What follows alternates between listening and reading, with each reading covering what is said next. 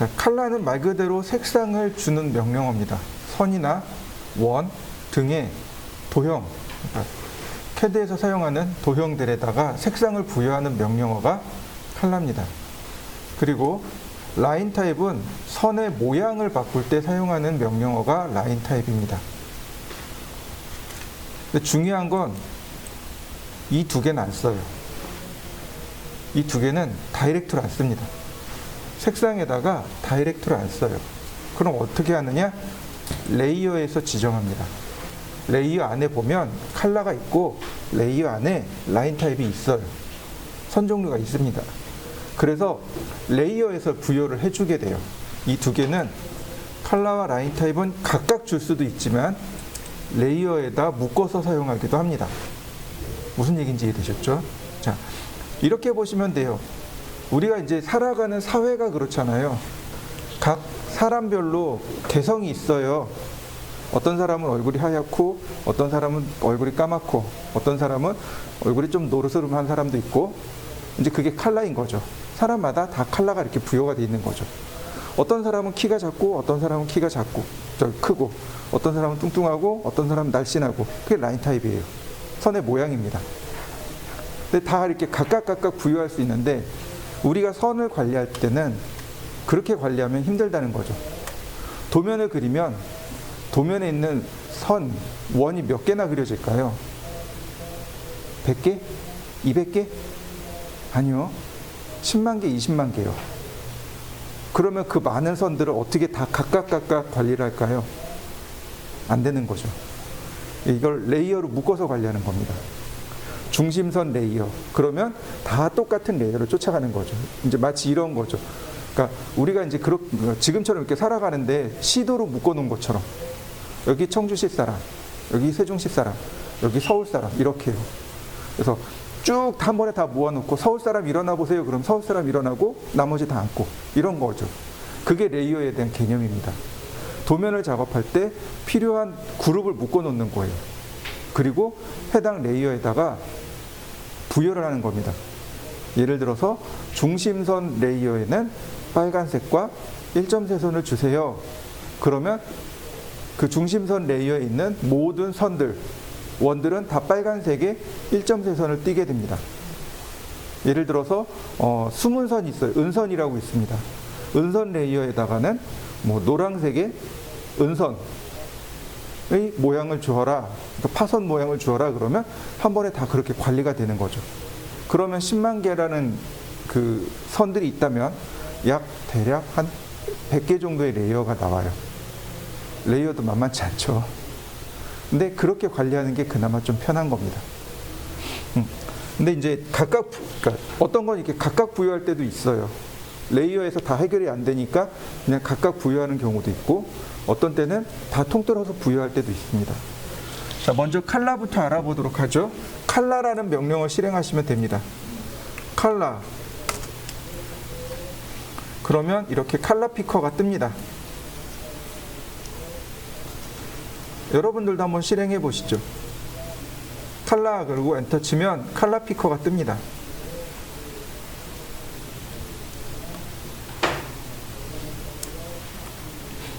여기 있는 색깔이 1번 색깔이에요.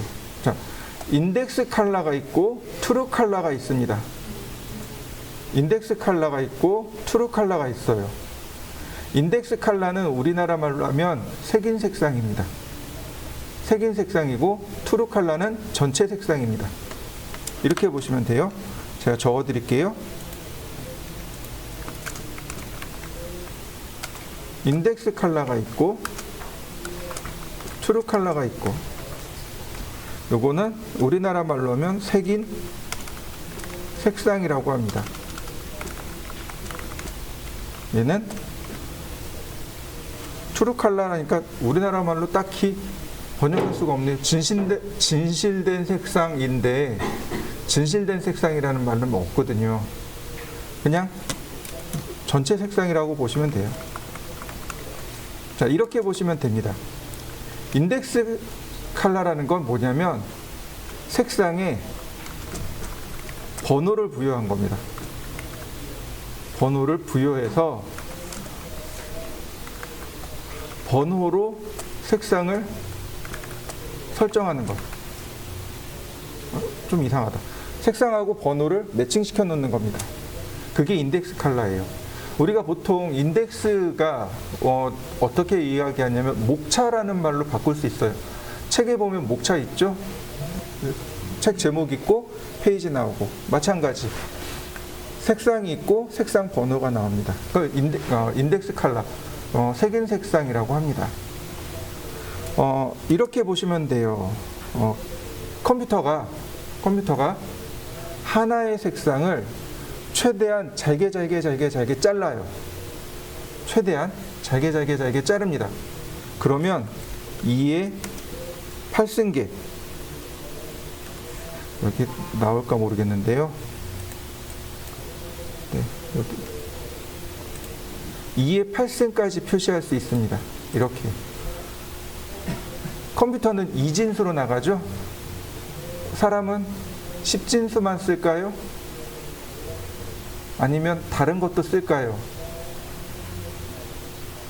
수의 체계가 우리가 10진법을 사용합니다. 그죠? 0부터 1까지. 근데 우리는 10진법만 쓰지 않습니다. 참고로 우리는 10진법만 쓰지 않습니다. 시계를 보시면 돼요. 60진법이 있습니다. 60초 다음에 1분으로 넘어가죠. 60분 다음에 1시간으로 넘어가죠. 24진법도 써요. 혹은 12진법을 쓸 수도 있습니다. 달력 같은 경우가 1월부터 12월까지 들어갑니다. 12진법도 써요. 그러니까 사람은 이렇게 다양하게 쓰는데 컴퓨터는 2진법을 씁니다. 2진수 0 또는 1, 0101 해서 2의 8승계까지 표현할 수 있답니다. 색상 자체를. 근데 얘가 2의 8승을 10진수로 고치면 256입니다. 256개예요. 그러니까 즉 다시 말하면 최대한도로 표현할 수 있는 색상의 개수가 256개. 이걸 인덱스 컬러라고 합니다. 그러니까 즉 우리가 지금 캐드에서 쓰는 인덱스 컬러는 바로 0번, 그러니까 1번부터 255번까지입니다. 얘는 1번부터 255번까지예요. 그러면 하나는 어디 갔을까요? 지금 256개라 그랬잖아요. 256개인데 1번부터 255번이잖아요. 0번이 생략되어 있는 겁니다. 0번부터 255번까지예요. 그러면 256개가 됩니다. 이해되셨나요? 캐드는 1번부터, 그러니까 인덱스 컬러는 1번부터 255번까지 색상 체계가 다 들어가 있습니다. 참고로 GIF라는 파일이 있습니다. 혹시 들어보셨나요? 네, 인터넷 돌아다니다 보면 움짤이라 그러죠. 그게 대부분 다 GIF 파일로 만들어졌을 거예요. 이 GIF 파일이 인덱스 컬러입니다. 여러분들이 휴대폰으로 사진을 딱 찍었어요. 그 다음에 인덱스 컬러, 즉 GIF 파일로 딱 바꾸면 어떻게 되냐면 색이 다 깨져버립니다. 왜냐하면 얘는 최대 256개밖에 저장을 못 하거든요. 그러니까 그 많던 색상의 정보가 다 날아가 버린 거예요. 다 날아가고 255개만 저장한 겁니다. 그 GIF 파일의 특성이 그래요. 자, 그 다음에 이제 우리가 쓸 수 있는 게 2의 16승 개수를 쓸 수 있습니다.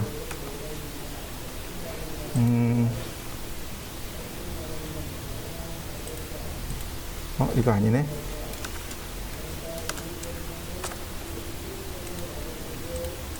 (2의 16승계를) 쓸 수 있어요. 그러니까 얘는 어떻게 생각하시냐면 이렇게 되면 돼요. 얘는 2의 8승 곱하기 2의 8승이 되는 겁니다. 그래서 얘는 대략 64,000개의 색상 정보를 저장할 수 있습니다. 대략 64,000개의 색상 정보를 저장할 수 있는데 여기에 해당하는 게 뭐냐면 JPG 파일. JPG 파일이 대략 64,000개의 파일을, 그러니까 색상 정보를 저장합니다. 그래서 휴대폰 그 폰카나 아니면 DSLR 보시면 JPG 파일 저장할 거냐고 물어봐요. JPG 파일이 원래 통신, 그러니까 옛날 PC 통신 있죠? PC 통신 할 때 데이터를 압축해서, 그러니까 데이터를 그러니까 작게 압축시키고 정보를 덜 손상시키는 걸 이제 사람들이 개발을 해요. 그때 만들어진 게 JPG입니다. 그래서 JPG 똑같은 파일인데 JPG로 저장하면 파일 사이즈가 확 줄어들어요. 그 다음에 이제 뭐가 나오냐면 2에 24승이 나옵니다.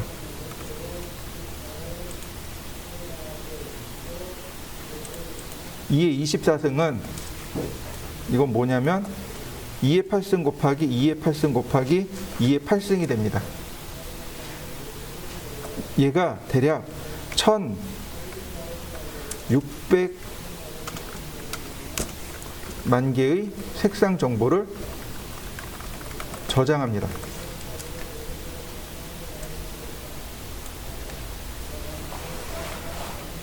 이렇게 보시면 돼요. 자, 여러분들 빛의 삼원색이 뭔지 아시나요? 초등학교 때 배웠습니다. 빛의 삼원색, 그 다음에 색의 삼원색.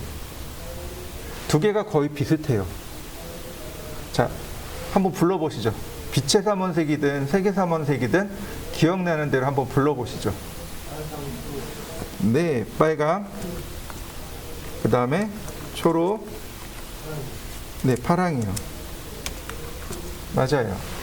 얘는 빛의 삼원색입니다. 그래서 뭐라고 부르냐면 얘는 빛의 삼원색이고요. 얘를 그래서 쉽게 첫머리 글자만 딴 거예요. 그래서 얘를 RGB 컬러라고 합니다. 그러니까 레드가 2의 8승, 그린이 2의 8승, 블루가 2의 8승. 더 이상 색을 조합해낼 수 없는 완전한 컬러가 되는 거죠. 그래서 이걸 트루 컬러라고 합니다. 얘가 트루 컬러예요. 1600만 개의 색상 정보를 저장할 수 있습니다. 여기에 해당하는 파일이 TIFF라는 파일이 있고 타가라는 파일이 있고 그 다음에 PNG라는 파일이 있습니다. 이게 24승, 24비트 컬러라고 해요. 8비트 컬러, 16비트 컬러, 24비트 컬러 이렇게 이야기합니다. 위에 여기 8승, 16승, 24승 있죠? 요걸 가지고 비트로 따집니다. 8비트 컬러, 16비트 컬러, 24비트 컬러 똑같은 말이에요. 24비트 컬러, 트루 컬러, 8비트 컬러, 인덱스 컬러 똑같은 말입니다. 그래서 그 DSLR 보시면 TIFF로 저장하시겠습니까? 아니면 PNG로 하시겠습니까? 아니면 JPG로 하시겠습니까? 이걸 물어봐요. 대략 사람의 눈은 한 6만 개 넘어가면 구별하기 어려워요. 전문가가 아닌 이상은 다 구별이 안 됩니다. 다만 이제 그런 느낌은 나요. 아, 이건 조금 더 고급스러워 보여. 아니, 얘는 조금 떨어져 보여. 이 정도는 차이가 나요. 근데 왜 그런 차이가 나는지 이해는 못해요. 색상이 너무 많다 보니까. 그래서 사용할 수 있는 색상 포맷도 이렇게 나눠집니다. 자, 그 다음에 이제 색의3원색이 있네요. 색의3원색은 뭐가 있을까요?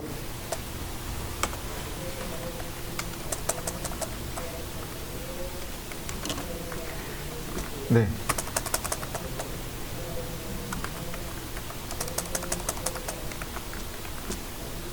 이렇게 됩니다. 노랑, 하늘, 선홍 이렇게 돼요. 스카이가 아니고 사이안이 우리나라 말로 하면 딱히 이거다라는 거 하긴 조금 애매한데 그냥 보통 하늘색 이렇게 얘기 많이 해요. 근데 저 어렸을 때 뭐라고 배웠냐면 색의3원색이 빨파노라고 배웠어요. 마젠타가 빨강색으로 배운 거예요. 마젠타 우리나라 말로 하면 선홍색입니다.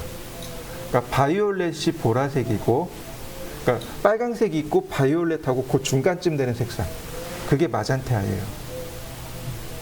그 다음에 이제 파랑색에서 조금 그린이 더 추가가 된 색상이 사이안입니다. 자, 이해되셨나요? 네, 얘가 3원색이에요. 근데 이 3원색, 색의 3원색 같은 경우는, 그러니까 빛의 3원색은 레드, 그린, 블루만 가지고도 100% 검정이 나옵니다. 근데 옐로우, 사이안, 마젠타 가지고는 100% 검정색이 안 나옵니다. 그래서 얘는 색의 3원색에다가 뭘 더하냐면 이렇게 CMYK 컬러라고 합니다. 자, 여러분들 그 잉크 이거 저 프린터 뜯어 보셨죠? 잉크 갈기 위해서 컬러 잉크 같은 경우 색상이 4개 있는 경우가 있고 2개 있는 경우가 있습니다. 2개 있는 경우는 컬러 카트리지 하나, 검정색 하나. 근데 컬러 카트리지도 3개예요. 그 다음에 잉크가 4개 들어있는 게 있을 거예요. 그 색상이 뭐냐면 여기 나와 있는 옐로우, 사이안, 마젠타, 블랙 이렇게 이야기합니다. 그래서 실제로 우리가 많이 사용하는 색상 정보가 RGB 컬러가 있고 CMYK 컬러가 있습니다. 무슨 얘기인지 이해되시죠? 그래서 보통 우리가 포토샵에서 작업한다는 건 RGB 컬러로 작업합니다. 빛의 삼원색으로 작업하고 그 다음에 인쇄를 한다. 우리가 예를 들어서 이제 전단지를 만든다든지 카탈로그나 브로셔를 만든다든지 그건 다 CMYK에서 합니다. RGB에서 CMYK로 색상 정보를 변환하면 사이안색이 막 추가가 돼요. 그래서 이거 사이안색을 좀 빼줘야 돼요. 이제 그런 거 이제 우리가 할 일은 아니니까 그냥 상식선에서 그냥 알고 넘어가시면 됩니다. 자, 이해되셨나요? 네. 잘 보시면 제가 세계사문색을 조금 비스듬하게 적어놨죠. 그죠? 자, 프랑스의 휴라는 사람이 있습니다. 휴. H-U-E. 지금은 죽은 사람입니다. 이 세상에 없는 사람인데 이 사람이 미술학자였답니다. 뭐 교수님이기도 하고 미술을 연구하는 학자였답니다. 이 사람이 했던 게 뭐냐면 빨간색 랜턴 있죠. 빨간색 랜턴하고 초록색 랜턴, 그린 랜턴하고 그래서 빛을 딱 섞어봤답니다. 어떤 색이 나왔을까요? 빨간색 색과 빛과 초록색 빛을 섞었더니 이 색이 나오더라. 이 색이 나오더라 이거죠. 그린 색과 빛과 블루 빛을 섞으니 이 색이 나오더라. 블루와 레드 빛을 섞었더니 이 색이 나오더라. 이해되셨나요? 그래서 이렇게 색상을 정리한 사람이 바로 휴라는 사람입니다. 그래서 레드가 1번, 옐로우가 2번, 그린이 3번, 사이안이 4번, 블루가 5번, 마젠타가 6번, 그 다음에 마지막 7번이 화이트, 5와 블랙입니다. 이해되셨나요? 배경색이 검정색이면 7번은 화이트, 배경색이 하얀색이면 7번은 블랙이 됩니다. 배경색에 따라서 7번의 색상이 왔다 갔다 해요. 이해되셨나요? 자, 컬러를 다시 보겠습니다. 보시면 여기가 1번이에요. 그래서 1번, 2번, 3번, 4번, 5번, 6번, 7번 여기까지를 스탠다드 컬러라고 합니다. 표준 색상. 그 다음에 8번, 9번, 그 다음에 어디로 가냐면 일로 갑니다. 여기가 10번, 11번, 12번, 13번. 그러니까 다시 말하면 이 위에는 짝수, 아래쪽은 홀수 이렇게 됩니다. 그래서 짝수, 홀수, 짝수, 홀수 이렇게 반복하게 되는 거죠. 숫자가 여기가 작은 숫자고 이쪽이 높은 숫자가 되고 마지막으로 이쪽으로 옵니다. 이게가 250, 51, 52, 53, 54, 55번 이렇게 해서 끝나게 됩니다. 숫자 자체가. 이해되셨나요? 네. 이 마우스로 이렇게 올려보면 여기 색상이 번호가 나와요. 색상 번호가 나옵니다. 이렇게. 여러분들도 한번 마우스를 이렇게 올려보세요. 그러면 인덱스 컬러 번호가 계속 바뀔 겁니다. 이해되셨나요? 자, 여기다가 번호를 쓰거나 아니면 마우스를 클릭하거나 아니면 스탠다드 컬러, 즉 1번부터 이렇게 7번까지는 이름이 있습니다. 아까 제가 적어드렸죠? 레드, 옐로우, 그린, 사이안, 블루, 마젠타, 화이트 이름을 써도 됩니다. 1번부터 7번까지는 이름이 있으니까 이름을 쓰셔도 되고 번호를 쓰셔도 되고 아니면 눌러도 되고 이 중에 편한 대로 작업을 하시면 돼요. 다만 여기 보시면 바이 레이어, 바이 블록이라고 있죠? 네. 우리는 앞으로 뭘 쓸 거냐면 바이 레이어를 쓸 겁니다. 바이 레이어입니다. 바이가 도구의 전치사예요. 뭐뭐뭐에 의한, 즉 레이어에 의한 색상. 바이 블록은 블록에 의한 색상, 이런 뜻입니다. 제가 첫 서두에 그랬죠? 어떤 거 쓴다고요?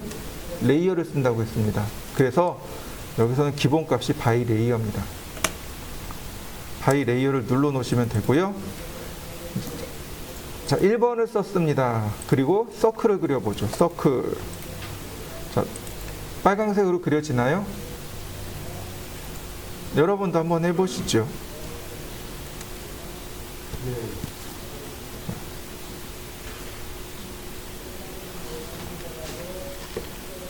여기 프로퍼틱스라고 하는 항목이 있습니다. 이 중에 제일 위에 거. 얘를 눌러보면 색상이 나옵니다. 노란색, 그린색,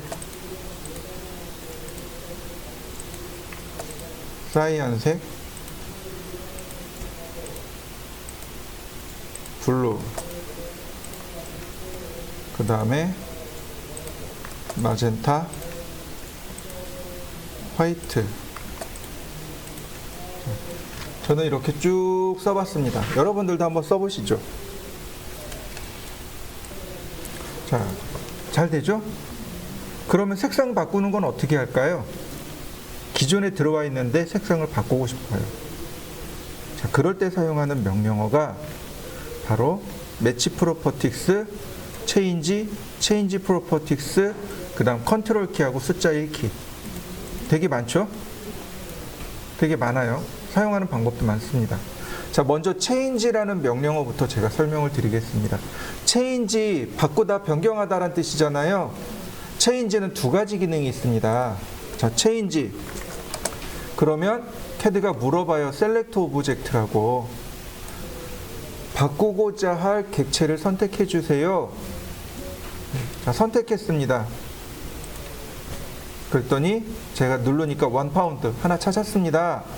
그리고 셀렉트 오브젝트, 또 바꿀 것 또 선택해 주세요. 자, 그냥 엔터. 그러면 CAD가 물어봅니다. 체인징 포인트, 바꿀 점을 눌러주세요. 또는 오아 프로퍼틱스, 프로퍼틱스가 속성입니다. 자, 일단 체인징 포인트를 눌러보죠. 바뀌었나요? 다시 볼까요? 바뀌나요? 네, 바꿀 수 있습니다. 이렇게. 자, 라인이 있습니다. 체인지. 선택하고 엔터, 클릭하면 바뀌나요? 네, 점의 위치를 바꿀 수 있습니다. 이게 체인지의 원래 기능입니다. 한번 해보시죠. 체인지. 선택한 다음에 변경할 위치를 클릭하면 돼요. 예를 들어서 선택하고 쿼드란트 하면 쿼드란트까지 바뀌겠죠. 체인지 센터, 센터까지 이렇게 바뀌게 된단 말이죠. 이제 이게 원래 체인지의 의미인데, 체인지 안에는 어떤 기능이 있냐면 속성 기능이 있습니다. 즉 오브젝트가 지닌 속성을 바꿀 수 있습니다. 되게 많아요. 이만큼의 속성들이 있습니다. 컬러, 색상을 바꿉니다. ELEV라고 써 있는데 엘리베이션이라고 합니다. 고도란 뜻이에요. 즉 Z축으로 위치를 바꾸는 걸 엘리베이션이라고 합니다. 레이어도 바꿀 수 있고, 라인 타입도 바꿀 수 있고, 선 종류 축척도 바꿀 수 있고, 선의 굵기도 바꿀 수 있고, 선의 두께도 바꿀 수 있고, 투명도도 바꿀 수 있고, 재질도 바꿀 수 있습니다. 되게 많아요. 자, 그 중에 우리가 컬러라는 걸 바꿀 겁니다. 컬러. 그러면 여기에 컬러 번호를 쓰시면 돼요. 지금 3번 색, 그린 색상이지만 제가 2번 색으로 바꾸겠습니다. 엔터. 그러면 이렇게 노란색으로 바뀝니다. 자, 한번 해보실까요? 자, Change Properties라는 기능이 있습니다. CHPROP, Change Properties, Change PROP.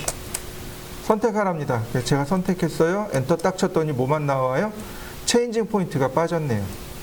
체인지 기능에서 체인지가 두 가지 기능이 있었잖아요. 위치를 바꾸는 거하고 속성 바꾸는 거하고 CHPROP, 즉 Change Properties는 Change의 Properties 기능만 딱 뽑아놓은 명령어입니다. 컬러, 여기다가 번호를 써도 좋고 이름을 써도 좋고, 그러면 싹 바뀝니다. 근데 중요한 건 Change하고 Change Properties를 안 씁니다.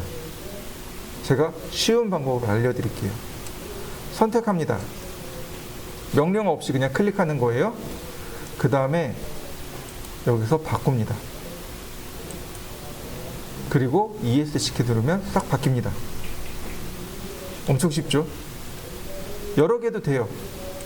여러 개 하셔도 됩니다. 여러 개 선택한 다음 한 번에 이렇게 바꿀 수도 있어요. 다시요. 컨트롤 키하고 숫자 1을 누릅니다. 그러면 이렇게 생긴 창이 나와요. 얘가 뭐냐면 속성 창입니다. 아까 우리가 Change Properties에서 커맨드로 봤던 거 있죠? 그게 여기 다 나옵니다. 선택을 하면 이렇게요. 선택을 하면 색상은 이렇고요. 레이어는 이렇고요. 라인 타입은 이렇고요. 라인 타입 스케일은 이렇고요. 선두께는 이렇고요. 굵기는 이렇고요. 원의 크기는 이렇고요. 근데 원의 크기만 바꿀 수 있는 게 아니고 반지름이 230이네요. 자, 200 이렇게 바꿀 수 있어요. 크기를 바꿀 수 있습니다. 250 얘는 200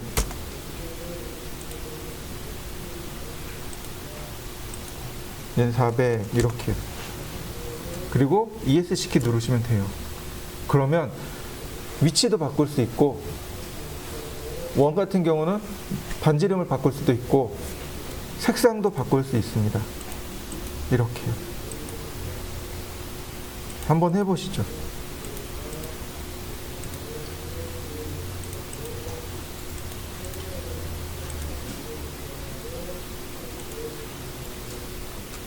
그래서 늘 한 켠에 띄워놓고 쓰셔야 됩니다. 저도 프로퍼티스 창은 늘 한 켠에 띄워놓고 써요. 그래야 작업할 수가 있거든요. 자, 그 다음에 여기 보시면 리본 메뉴에 보시면 여기 매치 프로퍼티스라는 기능이 있습니다. 자, 명령어로도 적어놨어요. 매치 프로퍼티스.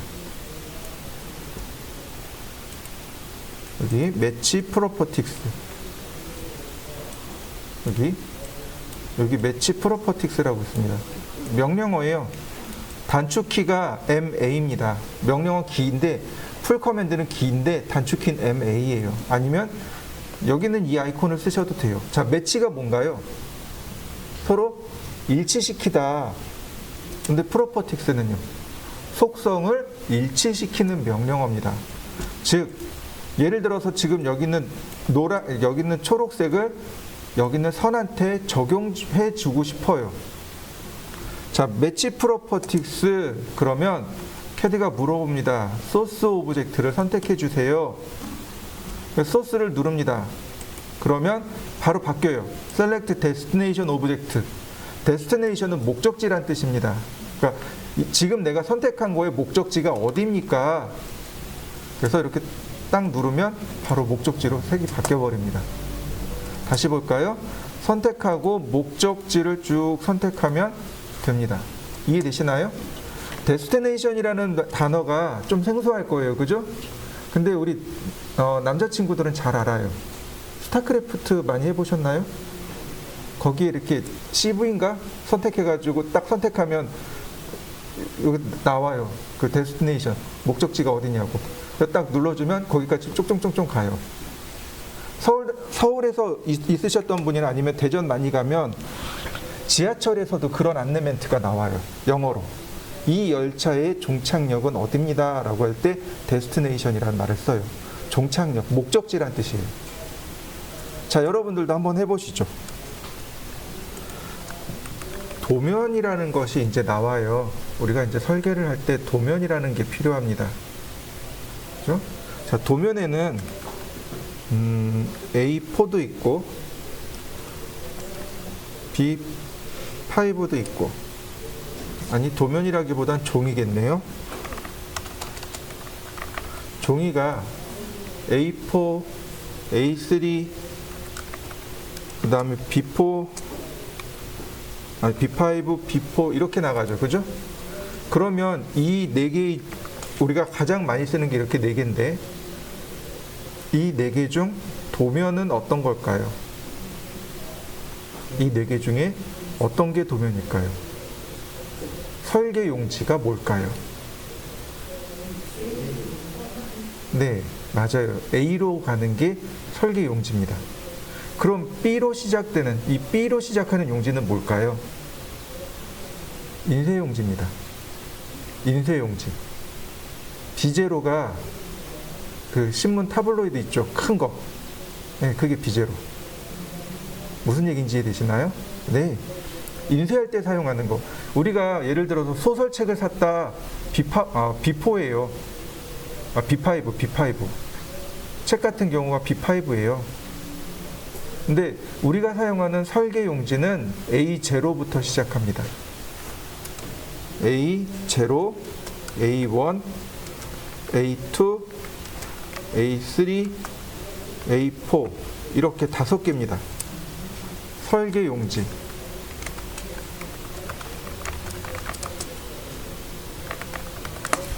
이렇게 5개입니다. 이렇게 보시면 돼요.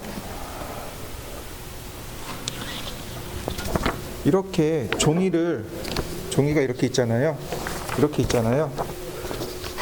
설계를 할 때 종이를 이렇게 안 합니다. 이렇게 세로 방향을 안 하고 이렇게 가로 방향으로 합니다. 이해되셨나요? 설계할 때는 종이를 항상 이렇게 가로 방향으로 놓고 씁니다. 세로 방향은 안 씁니다. 예외적으로 A4만 세로를 허용합니다. 예외적으로. 그러니까 나머지 그러면 A3, A2, A1, A0는 다 이렇게 쓰셔야 돼요. 그리고 설계하면서 그냥 예외적으로 하는 게 있어요.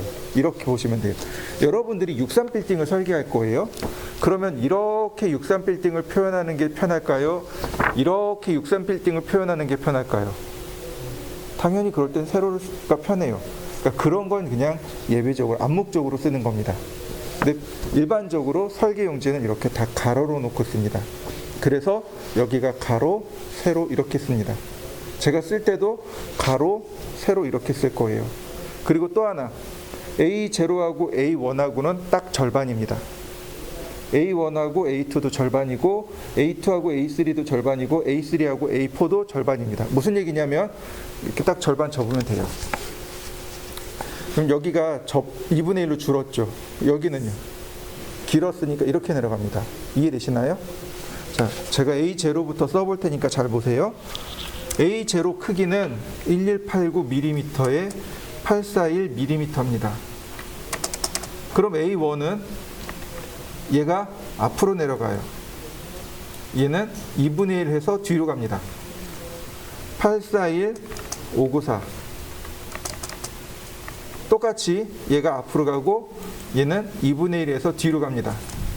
594에 420, 420에 297, 297에 210 이렇게 됩니다. 종이 사이즈는 이렇게 돼요. 외우셔야 됩니다. 설계자라면 이걸 항상 외우고 다니셔야 돼요. 외우실 수 있겠죠? 외우셔야 돼요. 제가 고등학교 때, 저는 이제 공고 나왔거든요. 저희 고등학교 때 아시는 분들은 아실 거예요.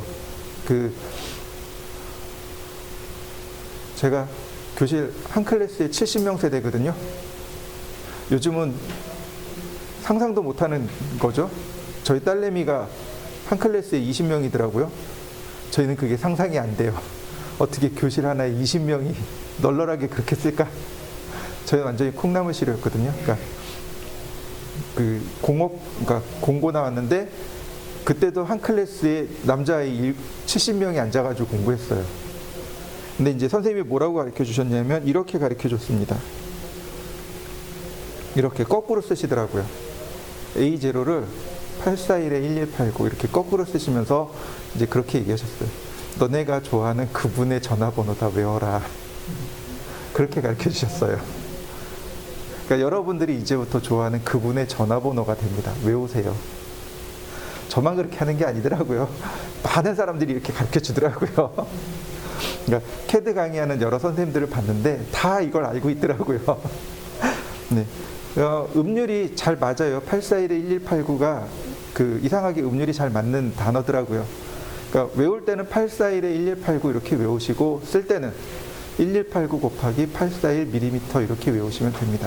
그리고 나누기 2분의 1, 뒤에 있는 거 앞으로 나누기 2분의 1, 뒤에 있는 거 앞으로 나누기 2분의 1, 뒤에 있는 거 앞으로 나누기 2분의 1 이렇게 하시면 됩니다.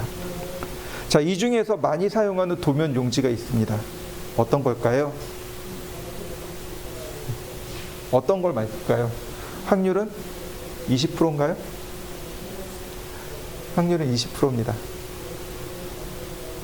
자, 요즘 제일 많이 쓰는 거, 현재 가장 핫한 용지는 A3입니다. 과거에 핫한 용지는 A2였습니다. 저는 설계 배울 때 A2로 배웠어요. 과거에는 A2였는데 지금은 A3가 됐습니다. 자, 왜 이런 변화가 일어났을까요? 출력하는 미디어의 디바이스죠. 출력 디바이스의 변화 때문에 그래요. 이렇게 보시면 됩니다. 혹시 들어보셨는지 모르겠는데 플로터라는 거 들어보셨나요? 플로터의 작은 버전이 프린터입니다. 프린터의 큰 버전이 플로터예요. 우리가 사용하는 일반적인 프린터는 A3까지밖에 출력 안 돼요. 그러니까 도면 용지라면 A0도 나와야 돼요. A1도 출력해야 되고 A3도 출력해야 됩니다. 그러니까 사용할 수 있는 게 플로터라는 게 사용할 수 있어요. 근데 여러분들 그 플로터의 가격을 아시나요? 이렇게 생각하시면 돼요. 여러분들이 이제 영업도 잘하고 이제 실력도 일지월장해서 설계 사무실을 이제 개업했어요. 에라 기분이다. 여기다 플로터 하나 놔야지. 소나타 하나 그냥 놀리는 거랑 똑같아요. 풀옵션 소나타 있죠? 하나 이렇게 놀리는 거랑 똑같아요. 예전에 제가 10년 된 플로터 한번 사보려고 봤거든요. 한 500만 원 하더라고요. 엄청 비싸요. 그 길거리 다니다 보면 현수막 출력하는 거 있죠. 실사 출력기가 현수막 플로터예요. 그런 건 억대 가요. 엄청 비싸요. 근데 생각해 보시죠. 그런 거를 갖다 쓰시겠습니까? 아니면 A3 잉크젯 프린터 쓰시겠습니까? 요즘 A3 잉크젯 프린터 얼마나 할까요? 한 15만 원? 10만 원이면 살걸요? 자, 더 간단한 걸로 한번 해보죠. 사무실에 가면 복사기가 있어요. 복사기가 A3가 되죠? 심지어 네트워크로 연결이 되죠? 그러면 잉크젯 프린터 살까요? 그냥 복사기에다 출력할까요? 복사기에다 그냥 출력해버려요. 저도 복사기에다 출력해버렸거든요. 네, 그래서 A3 써요, 사실은. 디바이스 장치, 그러니까 이 장치 자체가 빨리 기술력이 빨리 올라가면서 자연스럽게 A3로 내려갔어요. 그래서 그런 이유로, 여러 가지 이유로 A3를 쓰고 있습니다. 그래서 CAD도 리미트가 A3로 맞춰져 있습니다. 기본 값이 A3예요. 그래서 휠 더블 클릭 딱 하잖아요. 그럼 A3 맞춰집니다. 그러니까 그 0,0에서 A3까지 딱 하고 나머지 여백 나와요. 자, 이해되셨죠? 자, 그럼 이렇게 하시면 돼요. 자,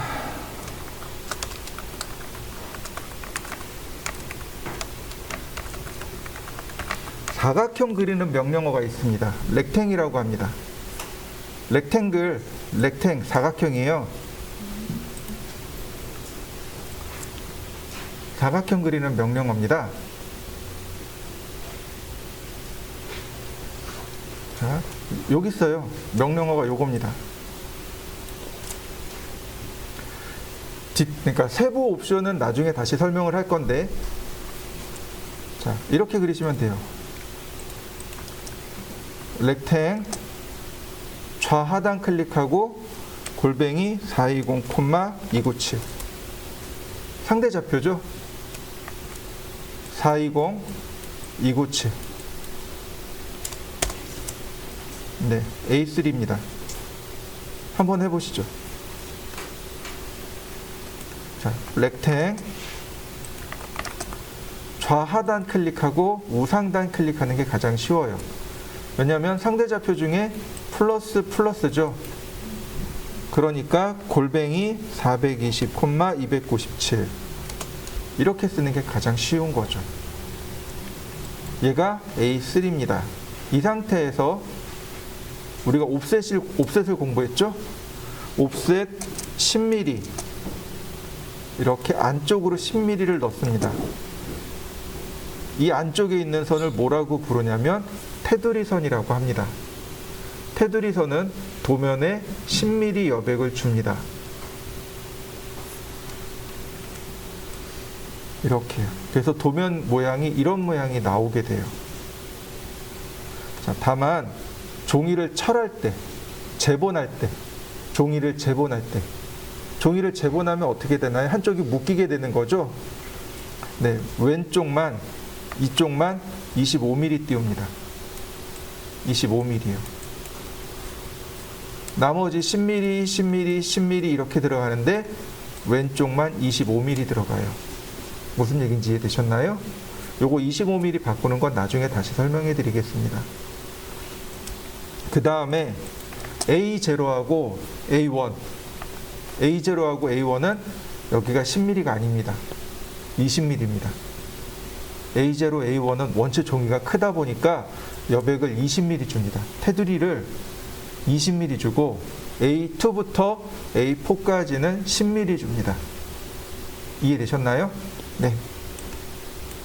자, 그 다음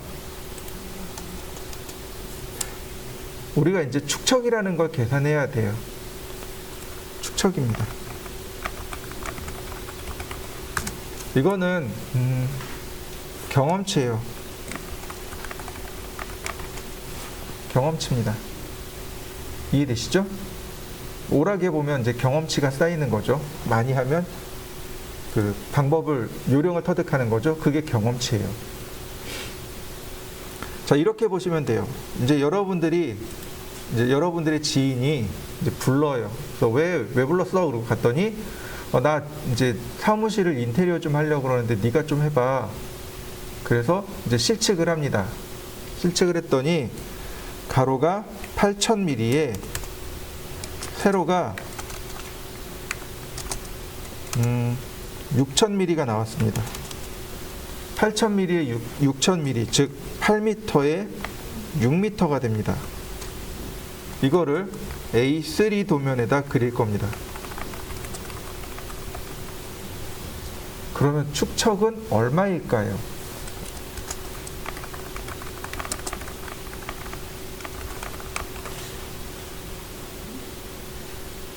자, 이게 이제 우리가 이번 시간에 공부해야 할 내용입니다. 자, 축척 뭐라고 하냐면 척도예요. 척도라고 합니다. 척도는 이렇게 씁니다. 종이 대 실물 이렇게 씁니다. 척도는 종이 대 실물 이렇게 써요. 예를 들어서 1대 1입니다. 그러면 종이가 1mm, 실물이 1mm 이렇게 되는 겁니다. 척도는 크게 배척이 있고요, 현척이 있고요, 축척이 있습니다.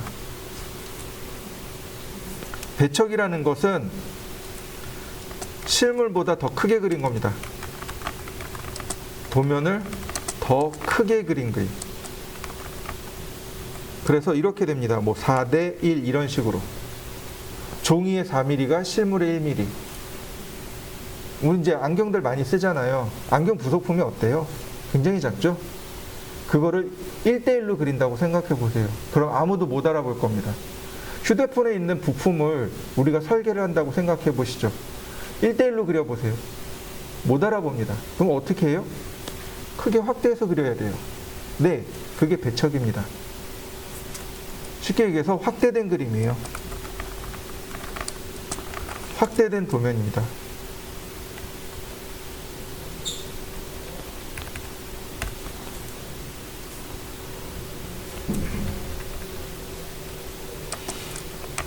이런 식으로 그려지는 거죠. 4대 1 그러면 도면의 4mm가 실물의 1mm입니다. 이런 뜻이 되는 거죠. 현척이라는 건 뭐냐면 실물과 도면의 크기가 같은 도면 1대 1입니다. 도면의 크기와 실물의 크기가 똑같아요. 이걸 현척이라고 합니다.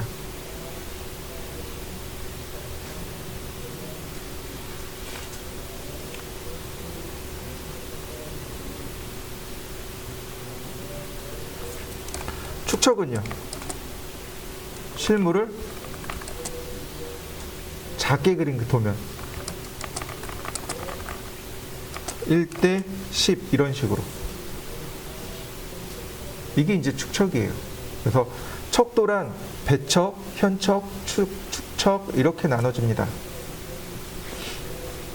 자, 보세요. 8000mm에 6000mm랍니다. 근데 우리가 A3에다 그릴 거예요. A3 도면은 얼마예요? 420에 297이죠. 어때요? 훨씬 크죠? 그럼 어떻게 해야 돼요? 실물을 작게 그려야 돼요. 축척입니다. 자, 축척을 계산해 보시죠. 얼마나 작게 그려야 될까요? 난감하죠.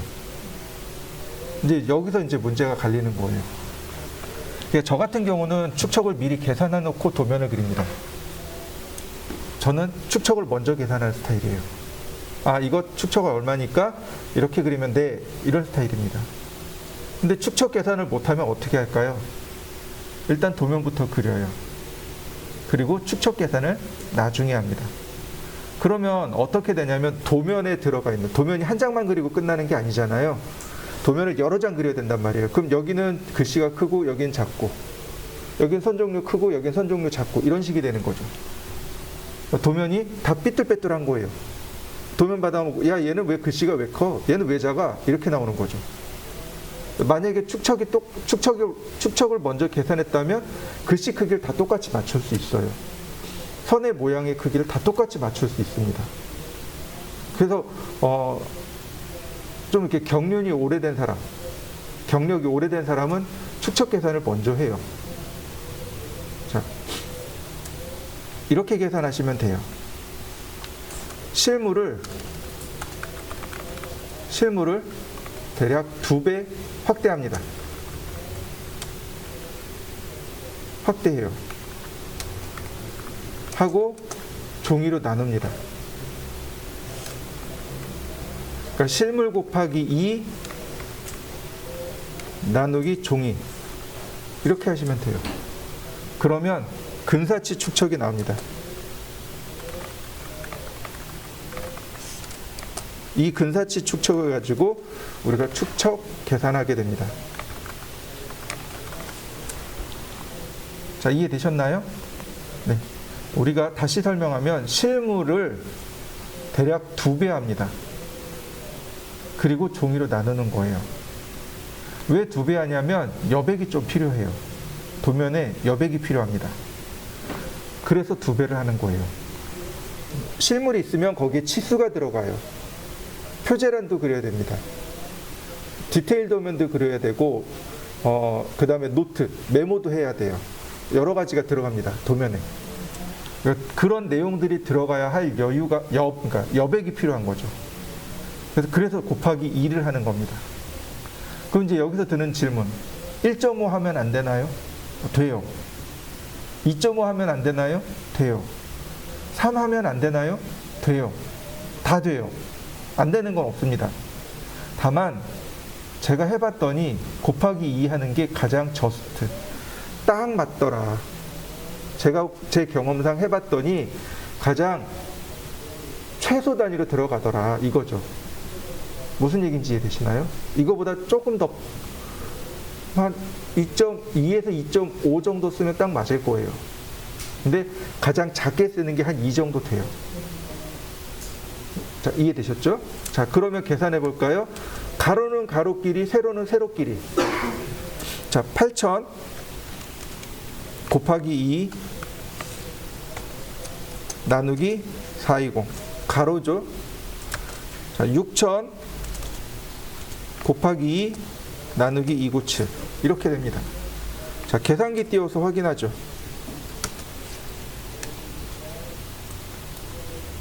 자, 8000 곱하기 2 나누기 420 38.09가 나왔습니다.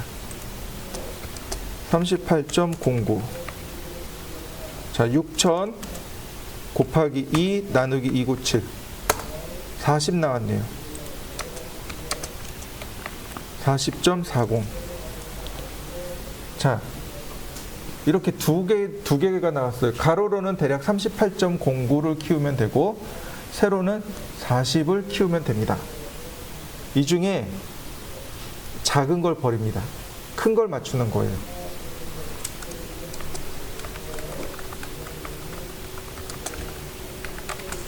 왜냐하면 작은 숫자에다 맞추면 큰 숫자는 어떻게 된다는 얘기냐면 도면 밖으로 벗어난다는 얘기예요. 내가 작은 숫자를 기준 삼으면 반대쪽은 도면 밖으로 뻗어나가 버려요. 그래서 그걸 막기 위해서 큰 숫자를 선택하는 겁니다.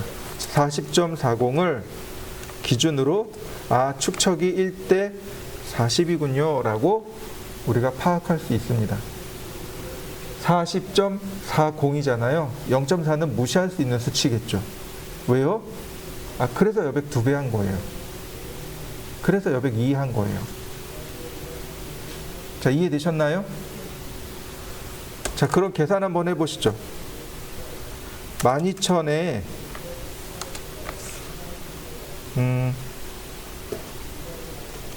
만으로 계산해보죠. 얘를 A2에다가 그릴 겁니다. 축척이 얼마일까요?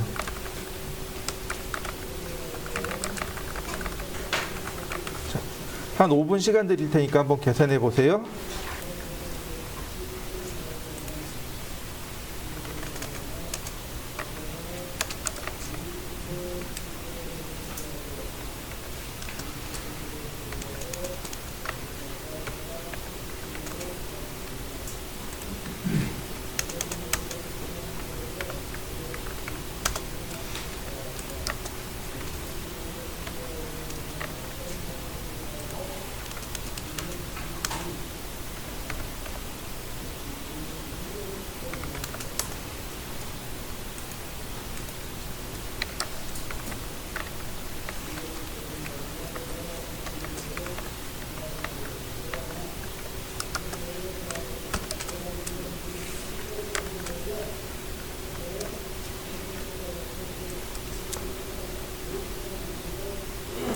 자, 계산해 보셨나요?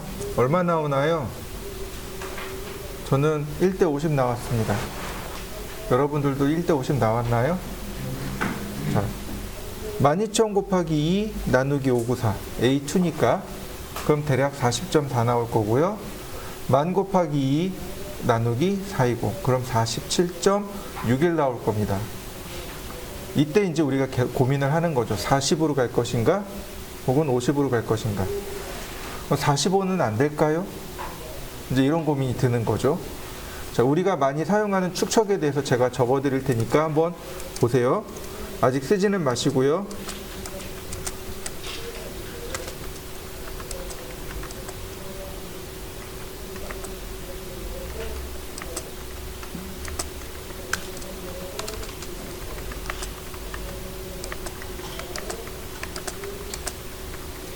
자, 어때요?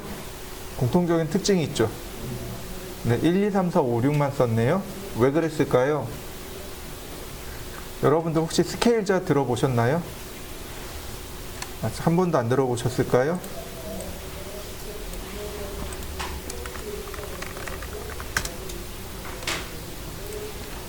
스케일자가요, 이런 식으로 생겼습니다. 요게 이제 스케일자예요. 이런 식으로. 요거 보는 게 조금 더 좋겠네요. 보시면, 얘가 안 커지네. 보시면, 이렇게. 모서리별로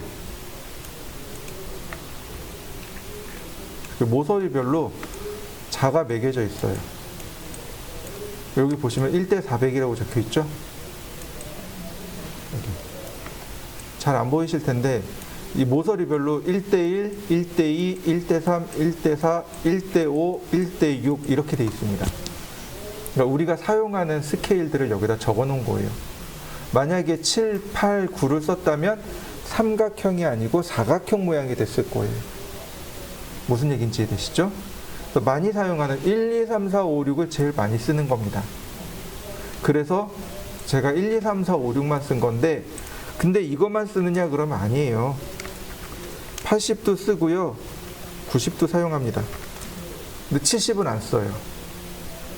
자, 이렇게 보시면 돼요. 여기에 25를 넣을 수 있습니다.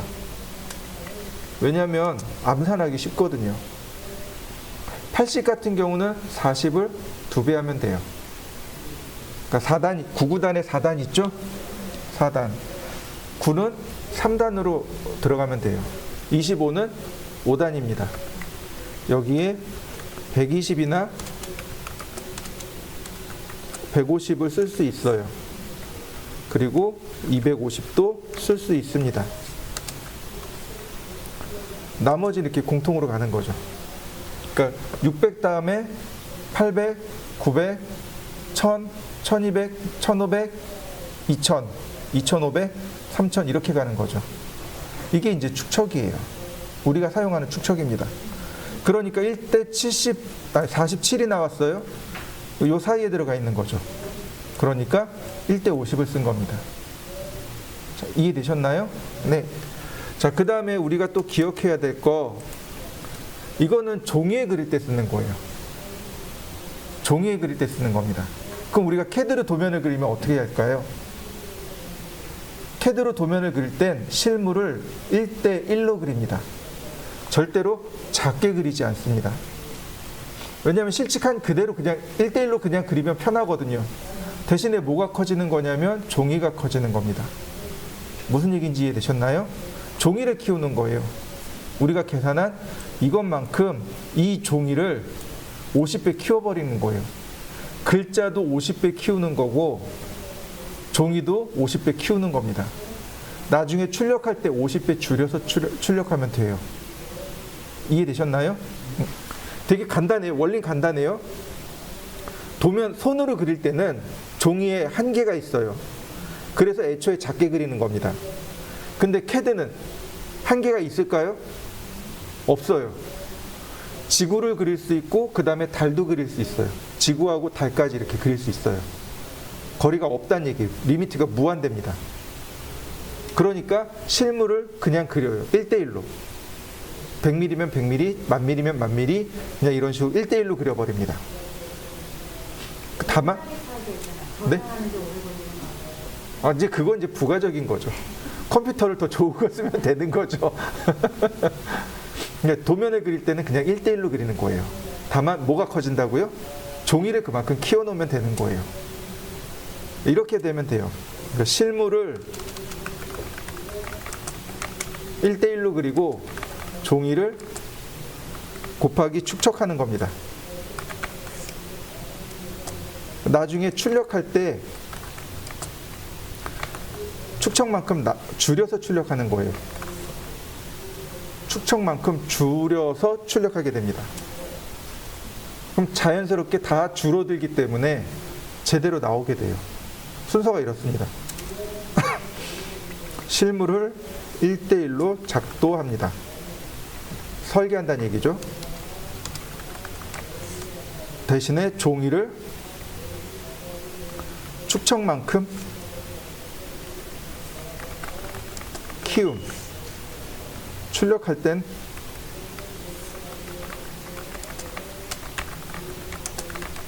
이렇게 되는 거죠.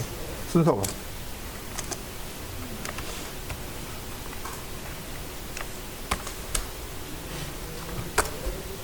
이게 순서가 이렇게 돼요.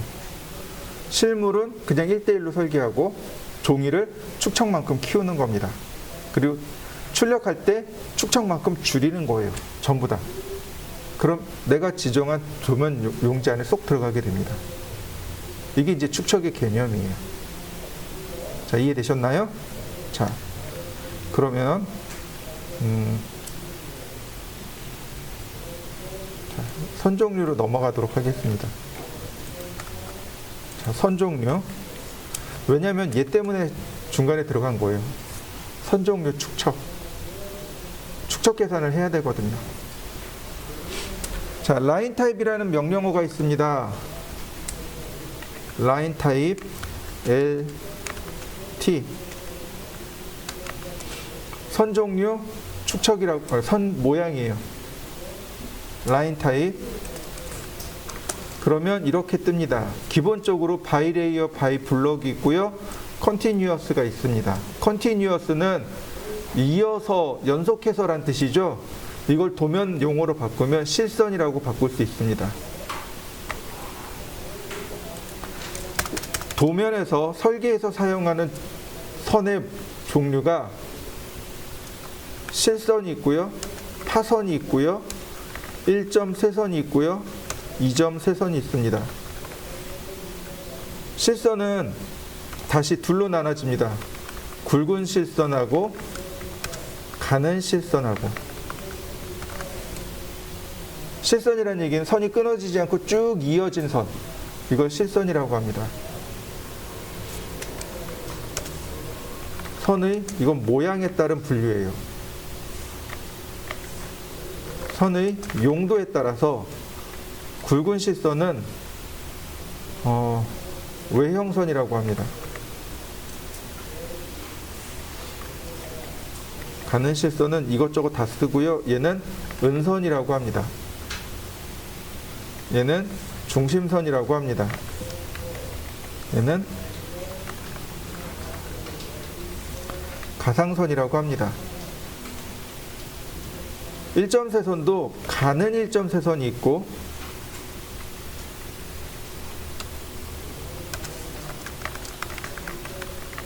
굵은 일점세선이 있습니다.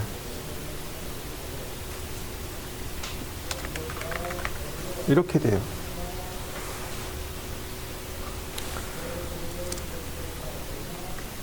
얘는 0.5mm, 얘는 0.1mm, 얘는 0.3mm, 중심선은 0.1mm, 0.5mm.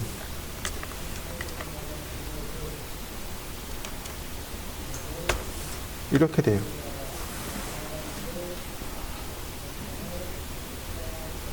아니다, 0.1mm였던가? 기억이 없네. 자, 선의 굵기로 또 표현합니다. 출력하게 되면 다 검정색으로 출력합니다. 색 컬러로 출력하지 않아요. 그러니까 선의 굵기랑 선의 모양이랑 이게 다 눈에 들어와야 돼요. 자, 굵은 실선은 물체의 외형을 표시하는 선, 외형선입니다. 가는 실선은 그냥 여기 없는 거 다 쓰는 거예요. 치수선, 지시선, 표제란 뭐 이런 거 다 들어가요. 파선은 은선이라고 합니다. 숨을 은자를 썼어요. 숨어있는 선입니다. 숨어있는 선이에요. 이렇게 보시면 돼요. 이 벽 뒤에 여기 스크린 있죠? 이 스크린 뒤에 창문이 있습니다. 여기 가서 이렇게 보시면 돼요. 그러면 설계를 할 때 이 벽을 그렸어요. 그 창문을 그릴까요, 말까요? 원래는 안 그려요. 근데 창문이 있잖아요. 그러니까 표시를 해주는 거예요. 어떤 선으로? 파선으로. 파선이 점선입니다. 점선으로 이렇게 표시해 놓는 거예요. 그러면 설계자가 이해를 하는 거죠. 아, 여기 벽에는 없지만 창문이 여기 뒤에, 이 벽 뒤에 숨어 있구나 라고 판단할 수 있는 겁니다. 가는 일점세선, 얘는 중심선입니다. 물체의 중심을 표시하는 선. 자, 선의 이름, 모양에 따라서 나눈 이름입니다. 일점세선. 거꾸로 읽으시면 돼요. 한자라서 그래요. 선을 깨트려서 점을 한 개 찍은 거. 이해되셨나요? 이거 거꾸로 쓰시면 돼요. 원래 선이 이렇게 생겼잖아요. 선을 깨트렸답니다. 그리고 그 사이에 점을 한 개 넣었답니다. 이렇게요. 이해되셨나요? 쇠자가 깨트릴 쇠자예요. 그 왜 배, 그 얼음 깨는 배 있잖아요. 그거 쇠빙선이죠. 빙하를, 얼음을 깨는 배. 여기 쇠자가 똑같은 쇠자입니다. 점을 깨트려서, 아니, 선을 깨트려서 점을 한 개 넣은 거. 가늘게 쓰면 물체의 중심을 표시하는 겁니다. 여지껏 많이 봤을 거예요. 몇 개 나왔을 거예요. 그 다음에 이제 굵은 일점에서 선을 굵게 쓰는 경우가 있습니다. 그때는 파단선의 의미입니다. 가위로 싹둑싹둑 자르라고요. 여기 자르라고요. 파단선. 그 다음에 이점세선이 있습니다. 점을 이렇게 2개 넣을 수 있어요. 이렇게 점을 2개 넣은 겁니다. 이건 가상선이에요. 시계 추를 보시면 이렇게 진자 운동을 하잖아요. 진자 운동. 시계 추가 진자 운동을 하잖아요. 이때 시계 추를 이렇게 가운데도 이렇게 그려놔요. 그 다음에 여기다가 이점세선으로 하나 그리고 여기다 이점세선을 그리고 그 다음에 전체 각도 120도. 그럼 너무 큰가? 60도. 그럼 60도 안에서 이렇게 시계가 왔다 갔다 한다 할 수 있겠죠. 가상선. 보통 이렇게 진자 운동을 하는 경우 혹은 왕복 운동을 하는 경우 그럴 때 이제 얘가 여기까지 물체가 움직입니다 라고 할 때 주로 많이 사용해요. 그래서 보통 우리가 사용하는 선의 종류들이 이렇게 있습니다. 굵은 실선, 가는 실선, 파선, 그 다음에 일점세선 이렇게 4개를 주로 많이 사용합니다. 자, 외형선, 은선. 그러니까 보통 이제 실선, 은선, 중심선 이렇게 이야기를 많이 해요. 자, 이해되셨나요? 네. 나중에 이제 여기에 컬러까지 매칭을 시켜야 돼요. 색상까지 매칭을 시켜서 그리고 사용합니다. 그거는 다음 시간에 하는 걸로 하고요. 자, 라인 타입 하시면 컨티뉴어스가 있습니다. 영어잖아요. 우리나라 말로 하면 실선입니다. 자, 여기 보시면 커런트 라인 타입이라고 해서 바이레이어가 기본입니다. 아까도 칼라에 바이레이어가 있었죠? 레이어가 지닌 기본선. 자, 로드 버튼을 누르시면 됩니다. 로드 버튼을 누르시면 이렇게 다양한 선 종류들이 제시되고 있습니다. 알파벳 순입니다. 그래서 A자를 누르면 제일 먼저 A자 앞으로 가요. 이렇게 A자 앞으로 갑니다. B를 누르면 B자로 가요. B의 첫머리를 딱 갑니다. 이해되시나요? 그 다음에 이거는 이제 윈도우 기본 사용 방법입니다. 컨트롤 키를 누르면 추가 선택. 컨트롤 키를 누른 상태에서 클릭해 보시면 돼요.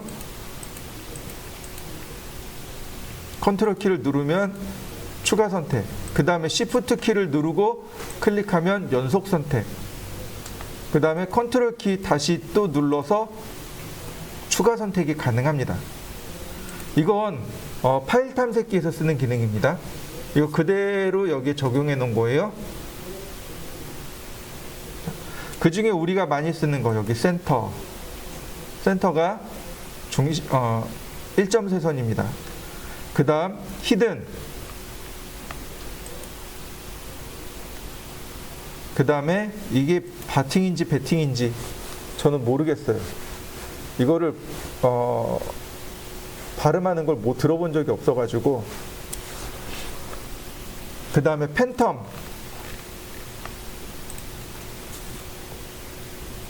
자, 이렇게 불러오시면 됩니다. 센터가 1점세선, 히든이 파선, 팬텀이 2점세선입니다. 그럼 이 바팅은 뭐냐면 단열재. 건축 인테리어에서 그 배팅이라고 하는 선 모양이 있습니다. 바팅, 배팅, 뭐 2가지 다 스펠링이 돼요. 그 사전에 찾아보면 배팅이라고 돼 있어요. 뭐 그러니까 치다, 뭐 이런 뜻인데 잘 모르겠어요. 이게 배팅인지 바팅인지. 얘가 단열재 모양을 표시할 때 씁니다. 센터를 선택하고 커런트 버튼을 누르시면 됩니다. 그러면 커런트 라인 타입이 바뀌게 돼요. 커런트가 설정이란 뜻입니다. 선 종류 설정하는 거예요. 바이레이어를 누르면 바이레이어 선택하고 커런트 누르면 바이레이어가 기본값이 됩니다. 팬텀을 누르고 커런트 버튼 누르면 팬텀이 기본값이 돼요. 자, 센터 선택하고 커런트. 오케이. 그리고 라인 그려볼까요? 자, 선의 모양이 어떤가요? 바뀌었나요? 자, 바로 이 부분입니다.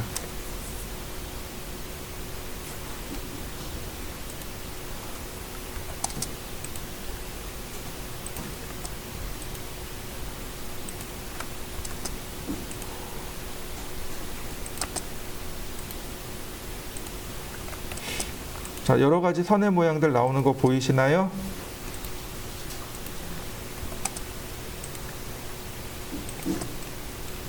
자, 이렇게 여러 가지 선의 모양들을 그릴 수 있습니다. 우리가 전 시간에 배웠던 체인지 프로퍼틱스 혹은 프로퍼틱스 창 혹은 매치 프로퍼틱스로 얼마든지 바꿔줄 수 있어요.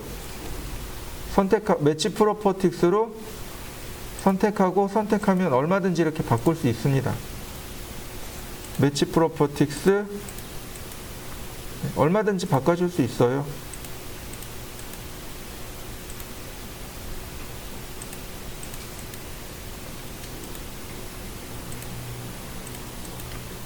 심지어 선택하고 이렇게 바꿀 수도 있습니다.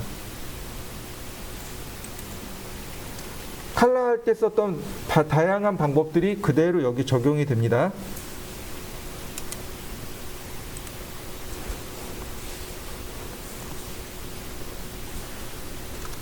LT 스케일이라고 하고요.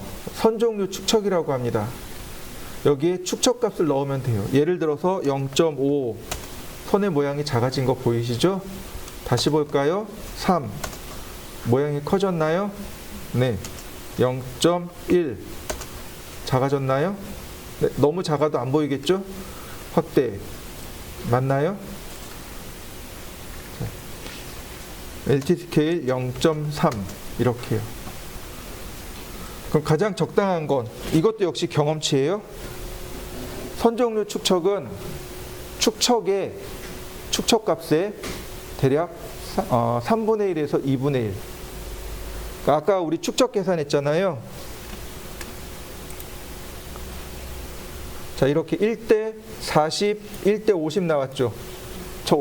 예를 들어서 1대 40인 경우 선 종류 축척은 40에 2분의 1 곱하기 3분의 1, 요 사이 어디? 즉 LT 스케일 값이 20 정도. 3으로 나누면 대략 한 13?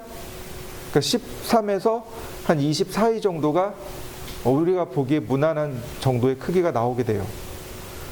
1대 50이라면 2분의 1하면 25죠? 50이니까 뒤에 있는 숫자만 가지고 계산합니다. 50이에요.